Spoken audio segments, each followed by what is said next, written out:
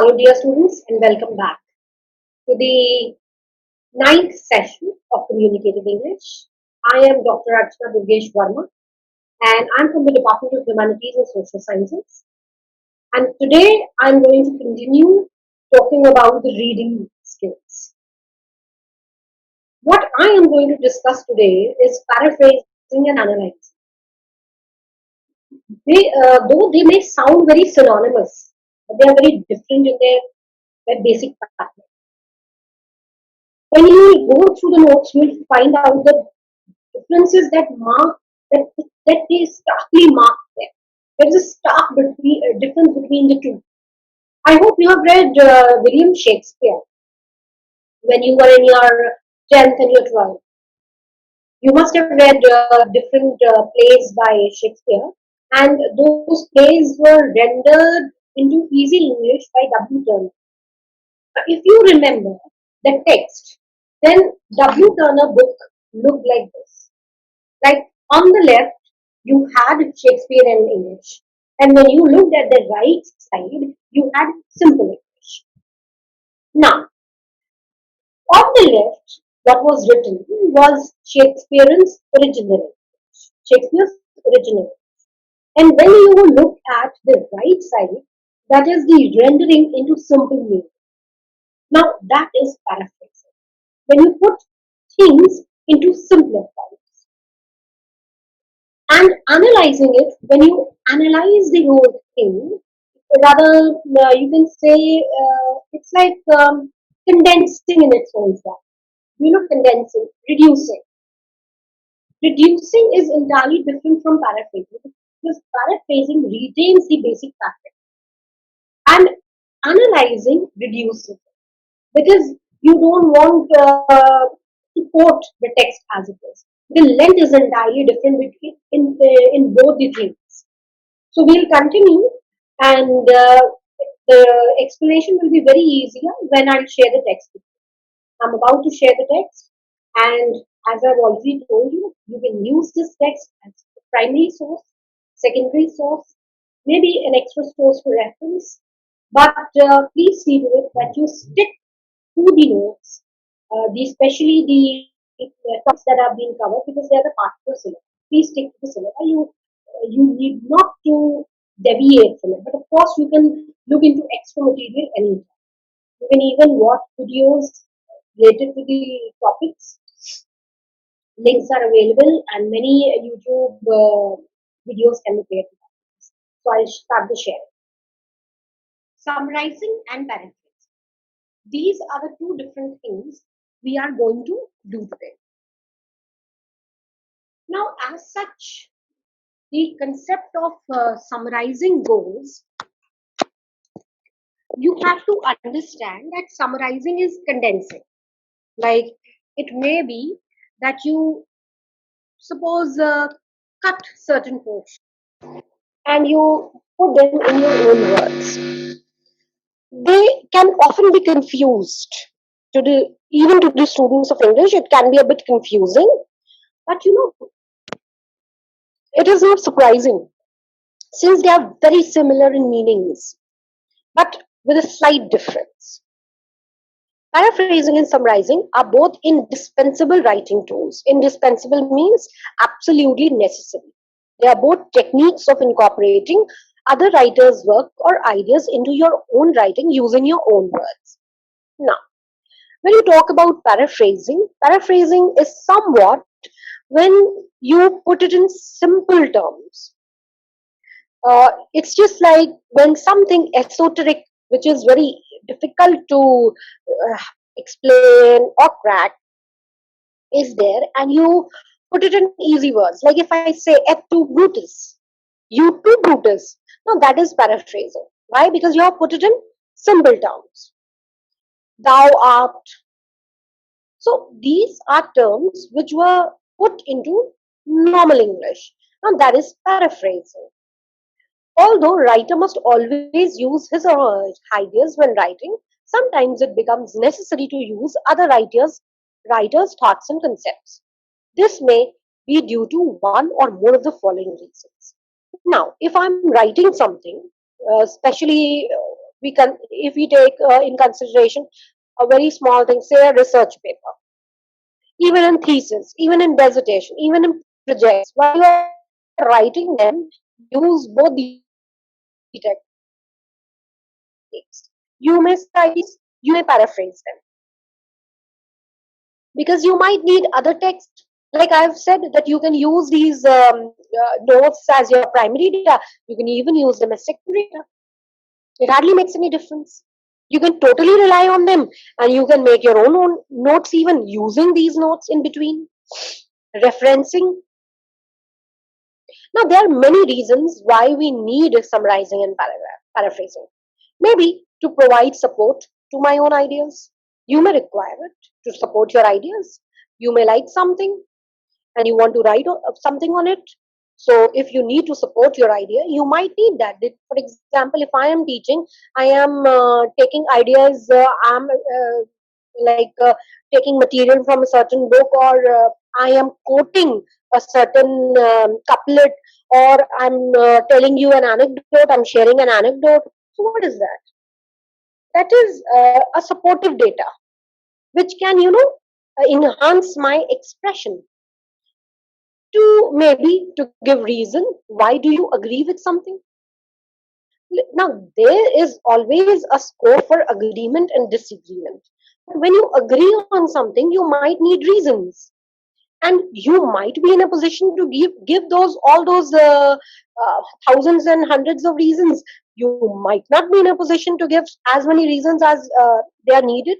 So you might take support from some other person, like students of mathematics, they take support of theorems. uh, I am not very knowledgeable about mathematics, but I do remember from my school days we used to have theorems. Uh, talk about, there are so many theories. We quote one or the other theory. In psychology, there's so many theories. You take help from those theories, and you forward your opinion. Like you can say physics, uh, theory of motion, theory of force. What do? You actually take help from these theories and prove your point, and you make people agree or disagree whatever you have said with them, to give a depth to your writing. Maybe because if you write in your plain English, in English terminology or English language, it might not look that impressive, or it may not look very a writing of gravity. So you want to add weight to it. You want to add depth to your writing. Maybe that is why you need somebody, some supportive data. Okay. Now, if I say you want to refer to something that led to your ideas, now if you talk about me, there are so many things that keep on giving me new ideas. The other day, I was sitting in a webinar, and people were sharing their views.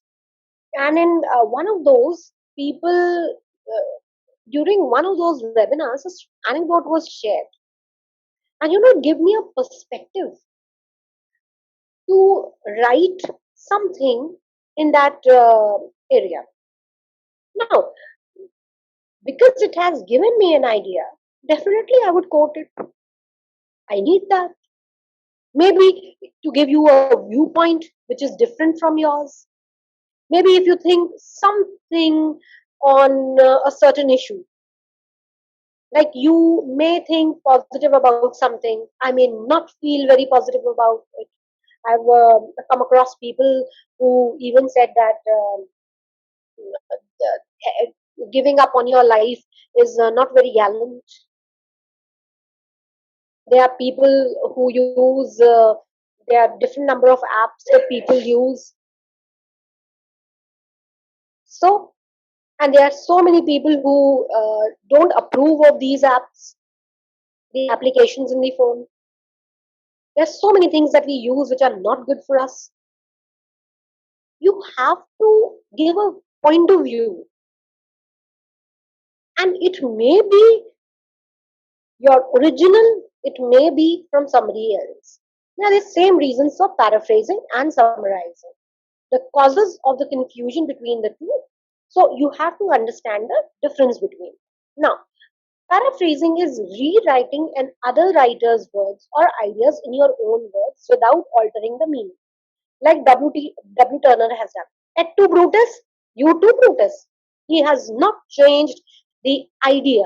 He has just put it in simple words. The paraphrase is almost all of the same length as the original, since the purpose is to rephrase without leaving out anything and not to short. Now, paraphrase has nothing to do with shortening of it. You are not supposed to shorten, and you are supposed to put each and everything, because if you think that this is very unnecessary, it may be a supporting sentence or a supporting data which the reader actually needs to come to the desired conclusion. And because you have shortened it, so the reader is not able to maintain the pace of the reading or the connectivity with the text. So paraphrase is somewhat like, you are not supposed to reduce it, you are just supposed to put it in simple words, like a Sanskrit couplet. If I take an example of a Sanskrit couplet which says, chakshusha mansa vacha karmana cha chaturvedam prasidati tam lokonu prasidati. Now, if I render it, it's like chakshusha mansa vacha. Chakshusha means eyes. Mansa, manse, vacha, vachan se. Chakshusha, mansa, vacha, karm. And karm means karma. Your doing, your work, the way you behave. Okay. Chakshusha, mansa, vacha, karmana cha chaturvidam. तम लोकोनु प्रसिद्धति लोकोनु प्रसिद्धति. अब कहने का तात्पर्य ये है, जो इंसान अपने देखने से, बोलने से, कर्म से, हर चीज से लोक को प्रसन्न करता है, लोक उसको प्रसन्न करता है. लोक means world. Now this is paraphrasing. Now if I put it in say summarization, if I summarize it, then with view, perspective, your behavior and your feelings, if you behave in a proper fashion with people and appease them, the world appeases you in turn. Now you have, because if you want to explain something, if you want to put it in simple terms, then it is paraphrasing. But if you want to condense it, if you want to shorten it, like if you did with Tracy writing, what did you do? You did total number of words divided by 3. That is summarization. That is condensation. That is reduction of words. Okay, the original work is somewhat reduced, and the unnecessary details are removed. Summarizing, on the other hand, is putting down the main ideas of else's writing in your own words. Again, you have to put it in your own writing. Even if you take the example of Tracy, you are supposed to write it in your own words and language. The summary is but always shorter than the original, since the idea is to include the main points of the original work and to leave out the irrelevant. For example, if I say that you are supposed to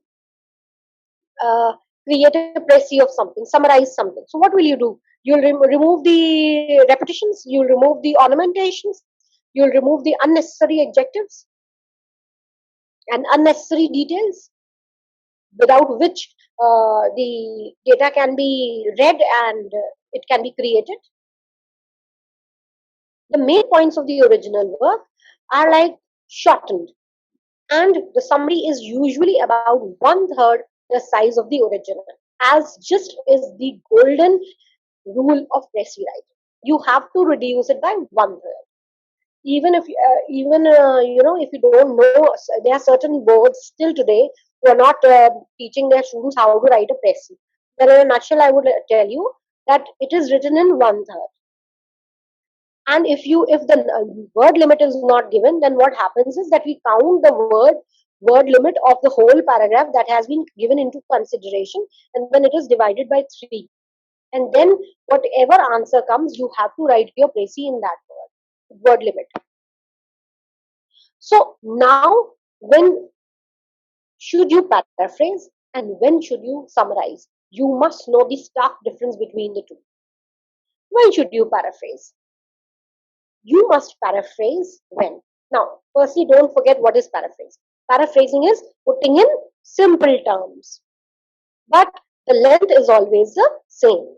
You want to use an other writer's words without plagiarizing. Now, plagiarism is a literary theft.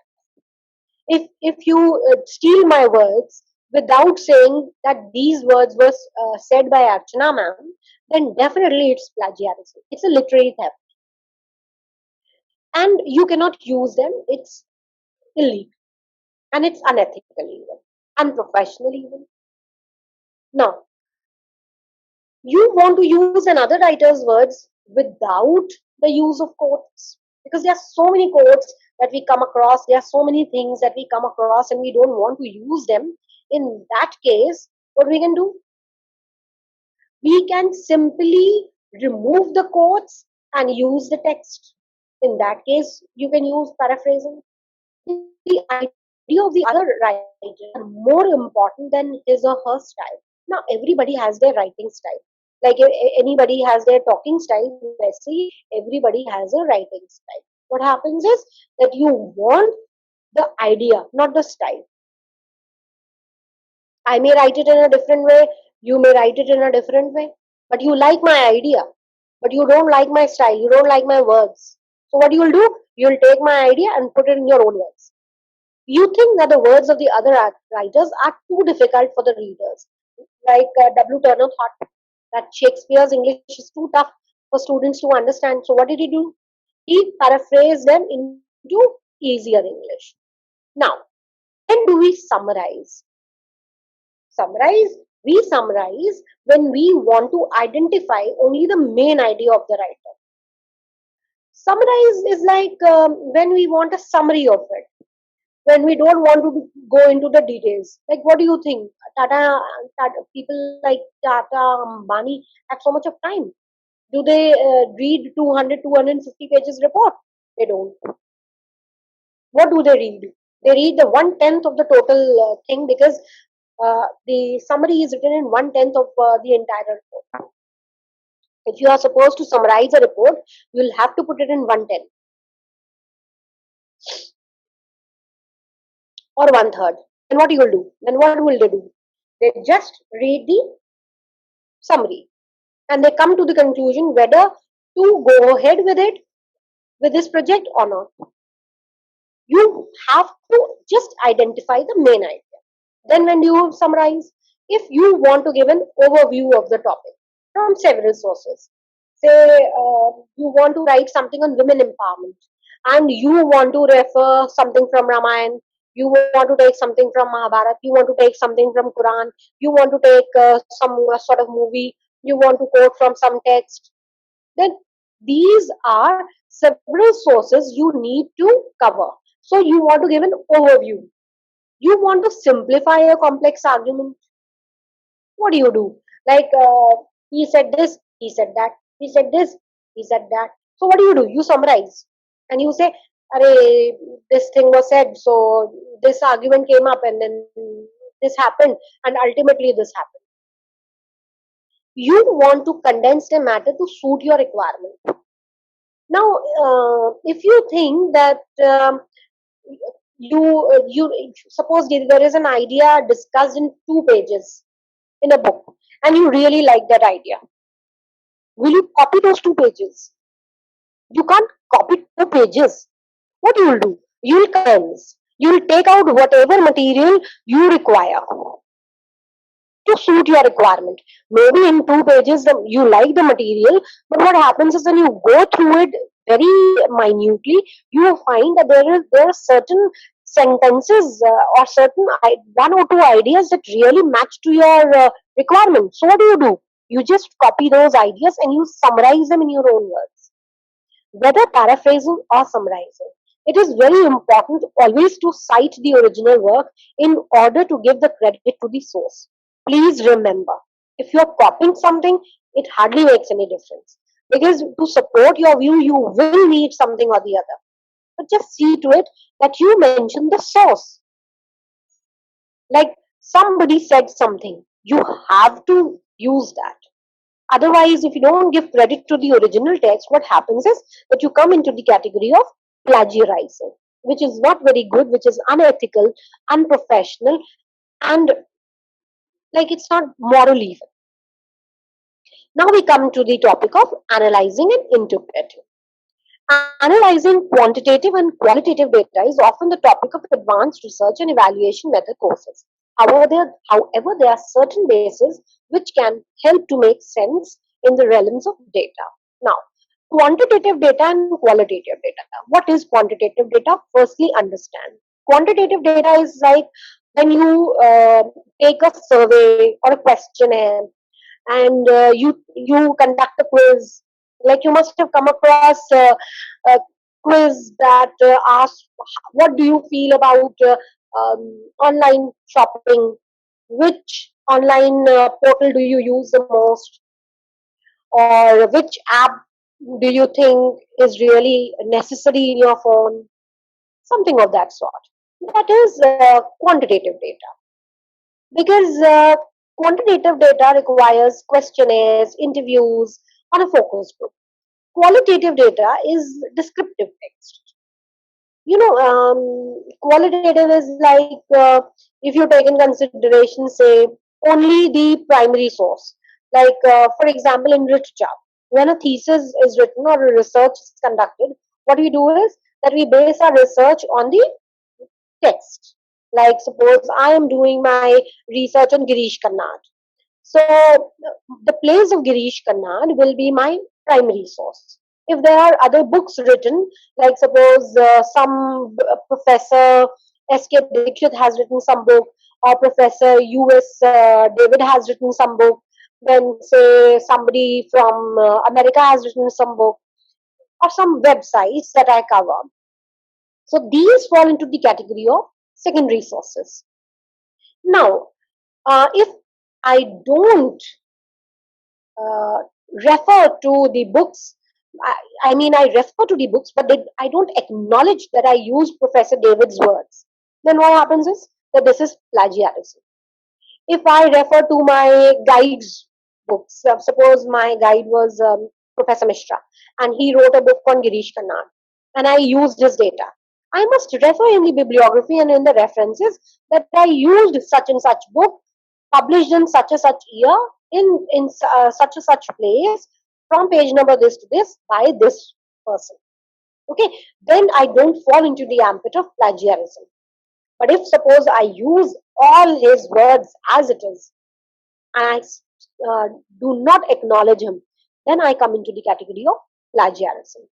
Now, if I only work on the plays of Girish Karnad and I refer to all these books and the websites that are available, it's okay. But what if I conduct an interview? But because when I was doing my research 12 years back, 13 years back on Girish Karnad, what happened was that then Professor Girish Karnad was alive. He passed away unfortunately last year. He was a great dramatist. But what happened? If I would have conducted an interview and on the basis of that interview I would have written something, then that in that case a quantitative data has would have inculcated in my thesis. What suppose I would have conducted a questionnaire. I would have made a questionnaire and I would have conducted a test for a sample size of around 200 people and asked, do you watch dramas? Do you still like the folklore? Do you like the historical perspective in which stories are told?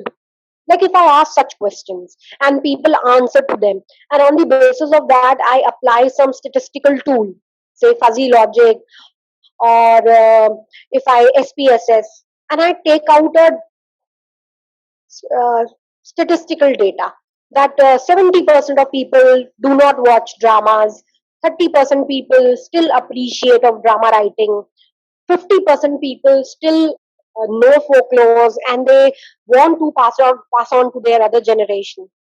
There is a term which is used. I don't remember right now. I'll search it and I'll share it with you people. There is a term which says that you should not die with all the knowledge you have. You must pass it on, because Vedas, Mahabharata, and Ramayana, they were written. It's good, but actually they were passed on verbally. People, learned them by rote method. Rote means ratne ki method se. They learned it and then they passed on to the next generation as it is, in the same perspective, in the same fashion, in the same words. So, what do you do? Now, if you, I'm sorry, if you take qualitative data, then qualitative data is just the drama. But if you conduct a questionnaire on that or an interview on that, that is the quantitative data. Okay. Now that you've understood the difference between the quantitative and the qualitative, we'll move on. Now, these are the evaluation methods are used.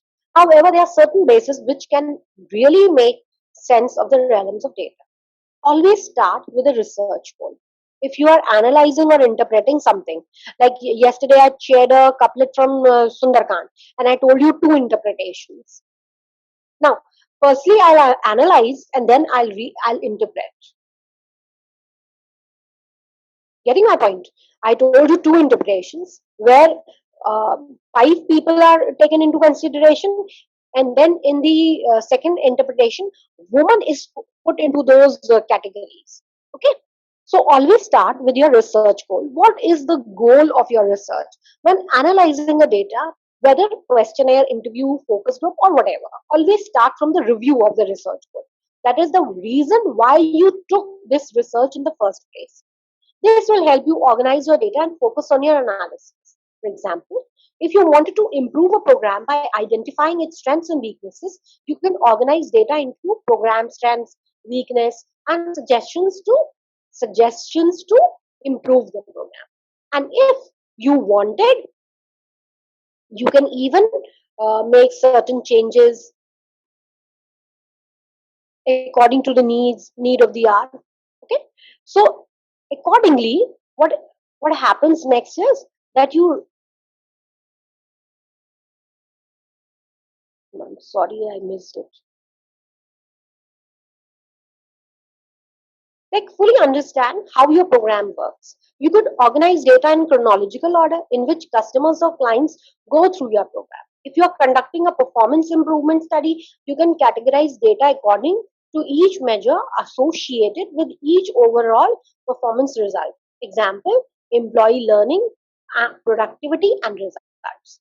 Like, if you are, taking up a program, so you have to consider the weaknesses and strengths. And if you are conducting a performance improvement study, that how can the performance of an employee be improved, then what are the associative measures? If you want to know about the performance result, what is the level of the employee learning? What is the productivity? What is the result? Basic analysis of quantitative information. The next thing, that is for information other than commentary. Example, ratings, yes or no. Okay, so what happens is that when we consider the ratings, it really becomes very easy for us. We have quantitative data in which we can always have the liberty of making a judgment. Qualitative data is not that you know uh, viable, when quantitative data is more viable, because you can prove your point. You can reach the rating or ranking, or reach the conclusion of yes or no. Make copies of the data and store the master copy away. Use the copies for making edits, cuttings, and pastings. Tabulate the information, add up the numbers of the ratings, rankings, yes or no for each question. For rating and ranking, consider computing a means or average for each question. For example, for question 1, the average rating is 2.4. This is more meaningful than indicating how many respondents ranked 1, 2, or 3. Consider conveying the range of the answers. Example, 20 people ranked 1, 30 ranked 2, 20 ranked 3. So basic analysis of the qualitative information, that is the respondents' verbal answers in interviews, focus groups, or written commentary or questionnaires. Now, it is, you can always use the help of computing. You can put it in an Excel sheet, or add up the scores, so that you can reach the conclusion that you have decided. From 0 to 25, this is the percentage. From 26 to 50, this is the conclusion that I can draw. From 51 to 75, this is the conclusion I can draw. From 76 to 100, this is the conclusion I can draw. Either you can make it that broad, or you can use you can take help from a statistical tool. As I've already quoted, some SPSS or fuzzy logic or something you can apply. Computing always comes handy. Read through all the data. Like, if you are, unless and until you read all the data, you won't be able to summarize it, analyze it, and interpret it. Organize comments into similar categories. Example: concerns, suggestions, strengths, weakness, similar experience, program inputs, recommendations, output, outcome indicators, etc. Now, unless and until you'll go through the data and you'll realize that in what category do they fall into, then you won't be able to analyze. Label the categories or themes. Example: concerns and suggestions. Like, suppose when we are doing research in our subject, what we do, there are certain parameters we use. Like, suppose if I am doing on something on women's liberation, and I'm doing some, and I'm even working on some kind of psychological theory, or some kind of a subjection element that I'm applying. So what happens is that when I get the element of women empowerment, women's liberation, I jot it down. Like, say, WL, women's liberation, and I note down the page number and I highlight it, say sometimes in green color, fluorescent green. But if I get something where an incident or data where the woman is subjected, then I always women's subjection, WS, and I'll put a page number, and I'll mark the heading with fluorescent orange.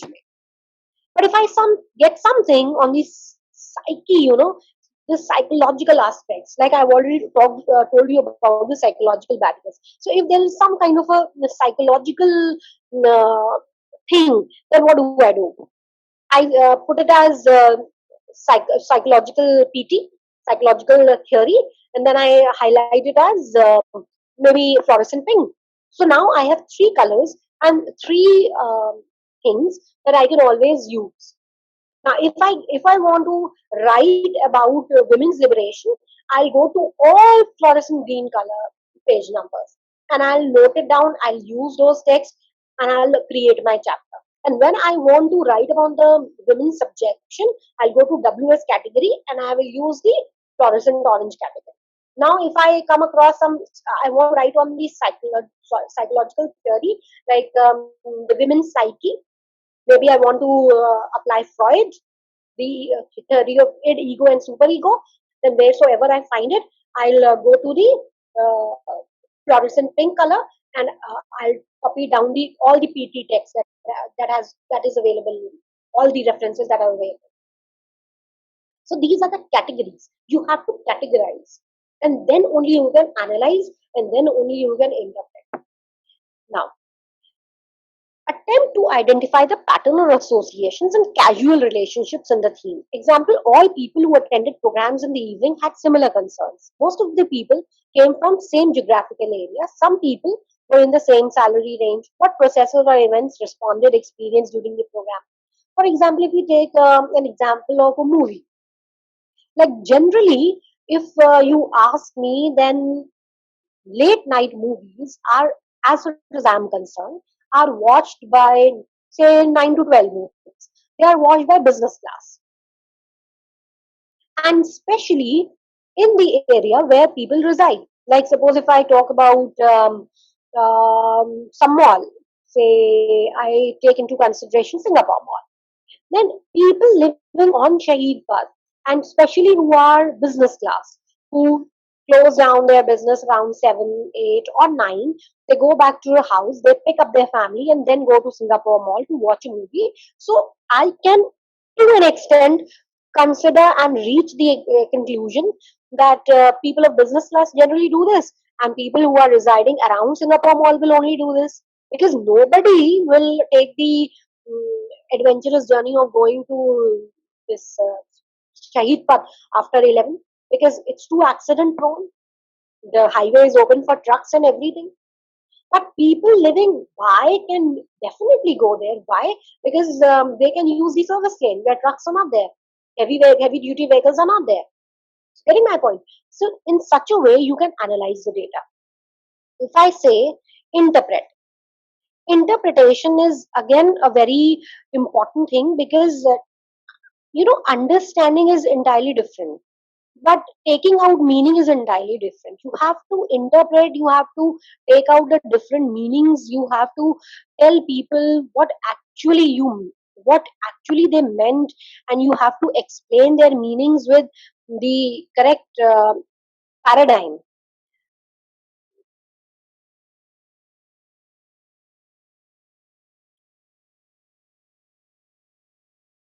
Okay, interpreting information. Attempt to put the information in a perspective. Compare results to what you expected, promised results, management or program staff. Any common standards for your products or services. Original goals, especially if you are conducting a program evaluation, indications or measures of accomplishing outcomes or results.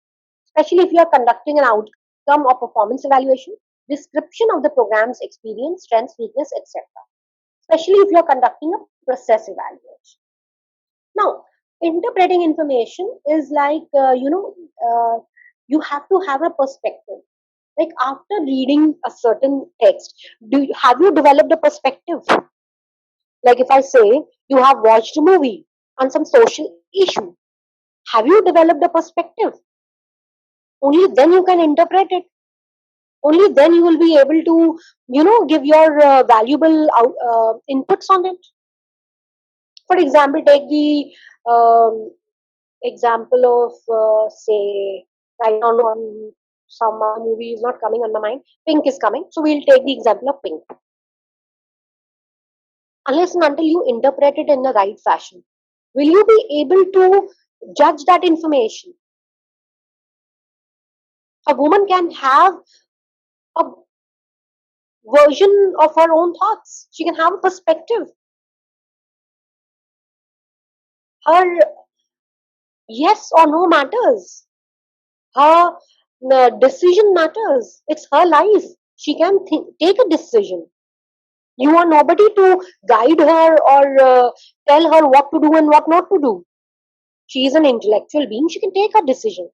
So, how do you interpret this information? And how will you put it? How will you reach a conclusion? Especially if you are working on the outcome of that movie, if you are working on the evaluation of that movie, how you have conducted an evaluation. You have to prove your point. You'll have to take a quantitative data. Why? Because you need to conduct a survey, you need to conduct interviews, you need to design questionnaires so that you can reach the desired information. If you are reaching your own conclusion, just taking in your perspective, then it's entirely qualitative. So, to consider recommendations to help employees improve the program's product or service, conclusion about the program operation or meeting goals. Like if you talk about the organization, like I said, if you want to increase the performance level of the employees, and you have to take in recommendations from them. Only wearer knows where the shoe hurts. जाके पाँव ना फटी भी भाई वो क्या जाने पीठ पर आई. Only the wearer knows where the shoe pinches. So you have to take in their recommendations. They can only help you to improve the program or a product or a service. Like suppose you are asked after using some product or service, you are asked, was it a speedy delivery? If you know, don't go by very far. You call a Google Meet. You take up a video call from WhatsApp. They ask for a feedback. There are stars that are given: good, bad, very bad, excellent, awesome. These are the stars that you give to the things. You buy products. Before buying products, somebody told me, "Ma'am, don't buy products blindly. You can even go to the survey and the recommendations that people have given, their likings and dislikings that have been given. So buying a product and service is it's all recommendation based. If you are recommending a product, if you are not recommending a product, so you must always tell it, and you have used it, you have gone under that experience, then only you can analyze and you can interpret. Otherwise, unless and until you have gone through that experience, you'll never be able to do that. Record conclusions and recommendations in a report, and associate interpretations to justify your conclusions and recommendations. Even if you take help from others, you have to justify your conclusion, not just because I said and you respect me, so out of respect you agreed and I said, yes ma'am, you are absolutely right. How am I absolutely right? You'll have to prove my point. You have taken help from my uh, material, you have taken reference from my book, but still you need to prove that point. You have to interpret it, you have to analyze it. Getting, as I many a times said, communication is a skill. When you are writing and reading, interpretation, analyzing, reducing, condensing, summarizing, these things help a lot. Will help a lot. Become very handy. But you must know the correct usage. Because just by knowing the language, you can paraphrase. Having the command over the language, you can summarize. Having a vast knowledge, you can analyze. But unless and until you have a rich experience, you won't be able to. So writing is a very important skill, because writing is forever. As I told you, words are ephemeral, they're short-lived. क्षणभंगुर होते हैं. But writing is forever. It's for generations and generations. So here I come to an end of my 9th session. We'll be continuing with translation in my 10th session. So see you soon. Take care. Enjoy. But do study. Because communication needs a lot of effort. You cannot be a good communicator. I'll share an anecdote with you. Before I end, I'll share an anecdote. There was a girl, she went to a balloon vendor, and they were flying balloons. So she asked the vendor that, will this blue balloon fly? He just untied the blue balloon and it went flying in the air. She asked, uncle, will the pink balloon fly? He untied the pink balloon and it flew high in the air. Now the child wanted to know if the orange balloon will fly or not. The vendor gave her a vision for life. What he said was wonderful. He said, Beta, it's not the color. It is the gas inside the balloon which makes it fly. So my dear students, it is not what color of the balloon is. It is the air that is inside which is responsible for making it fly. So basically it is the communication and the skill that you practice where you stand in life, what you become. There is a very famous saying in Hindi. I learned it from a colleague when I joined BBD. He told me, "Ma'am, बातें ही खाती पाइए, बातें ही खाती पाओ." You won't be able to understand. Let me explain. बातें ही खाती पाइए मतलब आप बात करके हाथी पा सकते हैं. And बातें ही हाथी पाओ means that by saying wrong words, communicating in a wrong way, you can even be put under the foot of the elephant. Like elephant का पैर इतना भारी होता है that in olden times kings used to punish this way. They used to say इसका sir हाथी के पैर तले कुचलवा दो. Crush, let it get crushed under an elephant's foot. So it's the communication which really matters. So take care, be a good communicator, work on your communication skills. Thank you, take care, bye-bye. See you in the next session.